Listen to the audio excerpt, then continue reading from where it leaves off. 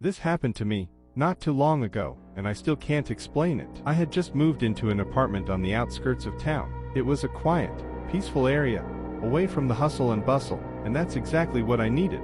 I was starting over after a rough time in my life, hoping for some peace. One night, after a long day of unpacking, I was sitting on the couch, watching TV. The apartment was dark, only the soft light from the TV flickering in the room. I glanced toward the window, and that's when I saw it. A tall, dark shadow moving slowly across the window of the apartment across from mine. It wasn't human. It was too tall, too thin, and moved too unnaturally. I froze, thinking maybe I was just exhausted, or imagining things. But when I blinked, the shadow was still there, lingering. I tried to ignore it. I told myself it was probably just a tree swaying, or maybe a trick of the light. But the next night, it was there again. This time, I decided to call the landlord. I asked if anyone was living in the apartment across from me. She sounded confused and told me that no one had been there for months. I pressed her, asking if anyone had been in and out recently. She just repeated that it had been vacant. But here's the strange part.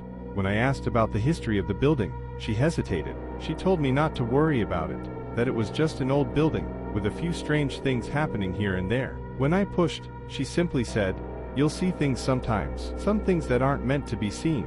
That night, I stayed up, determined to figure out what I was seeing. Around midnight, the shadow appeared again, moving slowly across the window. This time, it seemed closer, almost like it was aware I was watching. I grabbed my phone, deciding to take a picture to show myself in the morning that I wasn't imagining it. I pulled the curtain back just slightly to get a better look, and as soon as I did, the shadow vanished, like it was never there at all. I stood frozen for a few moments, feeling something heavy in the air. Then my phone vibrated. It was a message from the landlord.